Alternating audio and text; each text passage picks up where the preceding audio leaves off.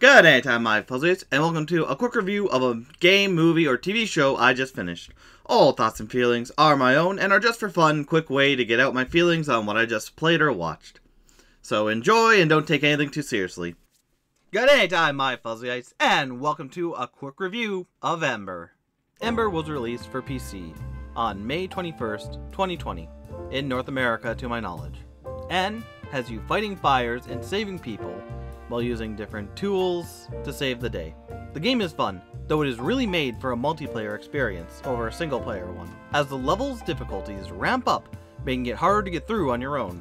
The building in each level keeps getting crazier and more complicated as you go, making it a more fun challenge if you do have some friends going along with you. Though it is a fantastic multiplayer experience when you do have some good friends going through. Though, the game can get kind of complicated further on, the gimmicks get harder and whatnot. Having a good team around you, or just making a fine strategy, really does work, and overall the game is very fun and I recommend it. The story is simple, and just kinda there for flavoring. Most of the game has you going through level to level, taking on burning buildings, and saving residents, getting flame ratings to gain access to more levels and districts. Every once in a while, another mission type will come up that can be selected, where Embr is being attacked by another fire service, and you have to either escape or defeat a boss in order to keep Embr going. The story is kinda tacked on, and it feels like they just added it so there's more to do / more mission types. And while the missions are fine in themselves, the story itself that it tells is kinda meh, and not the main draw of the main game at all, being the rescue missions and whatnot. Though they are fine, I could take them or leave them if they took them out of the game. As for the characters, there aren't really any that are very fleshed out here, and those that are more there for fluff or to just give the illusion of a story going on. Like Flint, who is the Embr AI, helping guide the team to make good choices, dealing with stuff, and trying to keep Embr secure. There are a bunch, or not a bunch, but a few other rival characters who want to destroy Embr / take it over, but they aren't really there besides being stereotypes like a Canadian stereotype, and are fine, just like I said, they're kinda just there. Overall with characters, it's not important. The game's main draw is the missions of putting out fires and whatnot, and the characters are secondary and, like I said, they don't really matter in the end. Which is sad, but understandable for a game that's as arcadey as this one is. The game is made up of numerous different independent levels / buildings that you and your team must navigate through in order to save residents and continue to other levels / buildings. Each one is unique in their layout and gimmicks that add challenges to the game, such as adding keys and whatnot. As the game goes on, the buildings become wilder and wilder, being tougher and tougher and needing more planning to complete, go through, and survive each mission that comes across your path. The game has a very arcadey feel, with very fast missions and plenty of tools to choose from. Starting out, you have the basic hose, which puts out fire, a fire axe, which breaks down doors and objects, and a client finder, which helps you find clients, among other things. There are also a number of other tools to aid you in the missions, like ladders, water grenades, jump pads, and more. All tools besides the grenades can be upgraded. By completing any mission, you will gain money, though by completing certain missions, you will get coins, and completing all missions, you'll get diamonds. The main mission that you must complete is the rescue mission, where you enter buildings and fight fire as you bring residents outside to the rescue zone, trying to rescue the most residents to get 5 flames in order to unlock further missions. Every so often, you will come across an escape mission, where you'll need to complete puzzles in order to find the exit of said level. Each district has at least one boss mission, where you must do puzzles to complete goals and defeat a quote-unquote boss.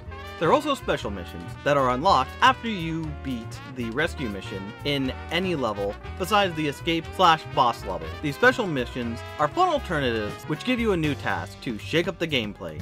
Salvage has you throwing things out of the house in order to reach a certain money goal before leaving. Low house damage has you try to put out all the fire in the building or save the minimum amount of residents before the house gets at least 50 or below damage. Special object has you saving residents while also looking for a random item that has become very expensive and must get it out to the rescue zone with the other residents. Embr has you and your team entering a burning building to deliver food to the residents inside before they burn to a crisp. And the final special mission is Demolition, which has you blowing up explosive barrels to destroy the building, which is really fun and exhilarating after a long time of other special missions.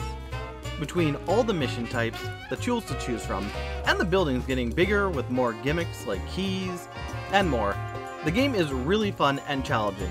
Though once you know the paths that you must take in each building to give you the quickest way through, each level can become kinda samey, with basic differences between depending on the mission, but it's always fun to see how quickly you can go through it all. Also, with its very quick length, being a very fast to go in and save everyone before it burns down, it doesn't overstay its welcome at all before you are onto another building. Overall, I found the game to be really fun and challenging, though definitely it is better with friends, with each level getting more and more difficult, with different layouts, gimmicks, and everything else. It makes it stay fresh. You never know what you're going to stumble upon, or what you'll have to do to truly complete the mission. Besides the mission, of course. It always stays the same. The story really just feels like it's tacked on, like they were told, hey, we need to have something here to make a reason for us to do this, and they came up with this basic thing. It's not bad, and the missions are interesting to break up the other mission types, but the story itself really didn't draw me in, and I found myself just rushing through the level without really paying attention to what the villain of the area was talking about. That being said, because of the story being kinda lackluster, the characters are even less apparent than the story, with Flint kinda warning you / telling you, hey, this is what needs to be done to save Embr and what's going on, and then the other people just trying to destroy / take over Embr. They aren't bad, but it's just not very memorable to me. Maybe to you it will be, but for me it just came and went. Now the settings / all the levels they have in this game are where the game really shines. From the charms of just having a small, normal house, to wacky workplaces, and even more complicated architecture. Having keys, or face pads, and whatever have you to get through, it really makes you have to think about what you're doing, and plan accordingly for future runs. The many levels the game has are very fun, and it's interesting to try and figure out the best way to navigate each and every building to complete the mission, and especially depending on what mission you are currently doing. But of course, the levels wouldn't be anything without being backed up by the grand tools and easy gameplay, making the game a joy to play, with lots of experimenting to do, with many tools. Not all of them are 100% useful, but at least there is more for you to change into, to try out, and have fun for yourself.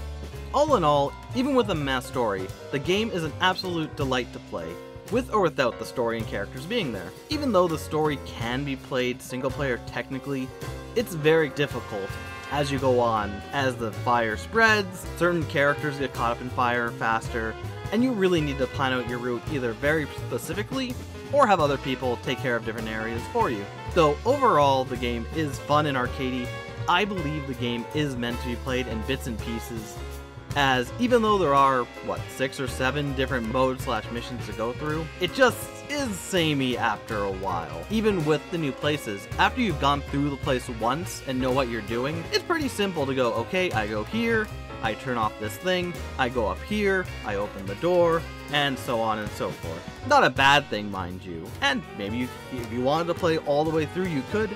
I just personally feel this is a game to come back to every so often to have more fun with friends, trying out new tools and whatnot.